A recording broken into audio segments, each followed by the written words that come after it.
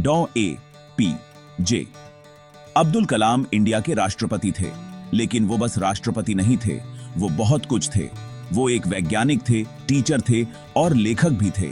Rocket पर उनके काम की वजह से लोग उन्हें मिसाइल मैन बुलाते थे, लेकिन सबसे ज्यादा लोग उनको पीपल्स प्रेसिडेंट के तौर पर प्यार करते थे।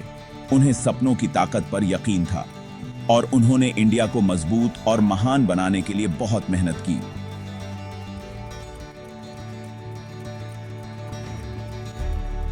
कलाम हमेशा लोगों के लिए समय निकालते थे। वो लोगों की बातें सुनते थे, वो उनके सपनों को बढ़ावा देते थे। वो चाहते थे कि हर कोई जिंदगी में कामयाब हो। उन्होंने हमें दिखाया कि अगर पूरी लगन और मेहनत से काम किया जाए तो कुछ भी मुमकिन है। उनकी कहानी हम सबके लिए एक प्रेरणा है। डॉ कलाम का जन्म तमिलनाडु के एक छोटे से गांव में हुआ था। उनका परिवार अमीर नहीं था, यहां तक कि उन्होंने अपने परिवार की मदद करने के लिए अखबार भी बेचे। लेकिन उनमें ज्ञान की प्यास थी, उन्हें सीखना बहुत पसंद था। वो एक होशियार छात्र थे। उन्होंने खूब मन लगाकर पढ़ाई की। उन्होंने एरोनॉटिकल इंजीनियरिंग में डिग्री हासिल की। इसका मतलब है कि उन्होंने हवाई जहाज बनाना सीखा। बचपन से ही डॉली कलाम के सपने बहुत बड़े थे। वो एक मजबूत और विकसित भारत का सपना देखते थे। वो ऐसे भारत का सपना देखते थे जो विज्ञान और तकनीक में सबसे आगे हो। उनका मानना था कि अगर लोग मिलकर काम करें तो इंडिया कुछ भी हासिल कर सकता है। डॉ कलाम एक रॉकेट साइंटिस्ट बने। उन्होंने Indian Space Research Organisation ISRO के लिए काम किया। उन्होंने भारत के पहले रॉकेट और मिसाइल बनाने में महत्वपूर्ण भूमिका निभाई। उन्होंने उपग्रहों को अंतरिक्ष में भेजने में मदद की। विज्ञान में उनका काम भारत के लिए बहुत महत्वपूर्ण था। इसने भारत को रक्षा के क्षेत्र में मजबूत बनाया। इसने संचार और मौसम की भविष्यवाणी में भी मदद की।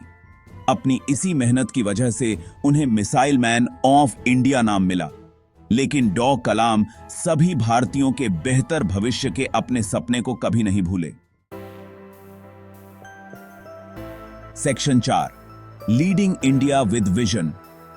2002 में डॉ कलाम भारत के राष्ट्रपति बने। वो भारत के 11वें राष्ट्रपति थे।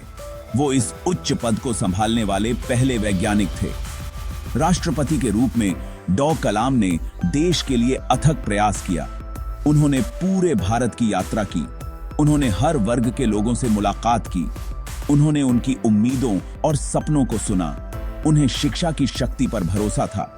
वो चाहते थे कि हर बच्चा स्कूल जाए। वो जानते थे कि शिक्षा ही भारत की तरक्की की कुंजी है। उन्होंने शिक्षा और विकास को बढ़ावा देने के लिए कई कार्यक्रम शुरू किए। उन्होंने एक मजबूत, अधिक समृद्ध भारत के अपने विजन से लाखों लोगों को प्रेरित किया। Section 5, igniting young minds. डॉ कलाम को बच्चों के साथ समय बिताना बहुत पसंद था। उनका मानना था कि बच्चे ही भारत का भविष्य हैं। वो उन्हें नन्हे वैज्ञानिक और युवा सपने देखने वाले कहते थे। वो स्कूलों और कॉलेजों का दौरा करते थे। वो छात्रों से कड़ी मेहनत, दृढ़ता और बड़े सपने देखने के महत्व के बारे में बात करते थे। वो उन्हें खुद पर विश्वास करने के लिए प्रोत्साहित करते थे। उन्होंने किताबें लिखीं, खासकर युवाओं के लिए। वो उनकी जिज्ञासा को जगाना चाहते थे। उन्होंने बच्चों से सवाल पूछने और उनके जवाब खोजने का आग्रह किया। वो चाहते थे कि बच्चे वो सब कुछ बने जो वो बनना चाहते हैं। वो सही मायने में एक बेहतर कल बनाने के लिए युवाओं की शक्ति में विश्वास करते थे। Section 6, A legacy of inspiration. 2015 में डॉ कलाम का निधन हो गया, लेकिन उनकी विरासत आज भी जिंदा है। उन्हें एक महान नेता, एक प्रतिभाशाली वैज्ञानिक और एक दयालु इंसान के रूप में याद किया जाता है। उन्होंने हमें कड़ी मेहनत, समर्पण और बड़े सपने देखने का महत्व बताया। उन्होंने हमें खुद पर विश्वास करना और अपने देश की बेहतरी के लिए काम करना सिखाया।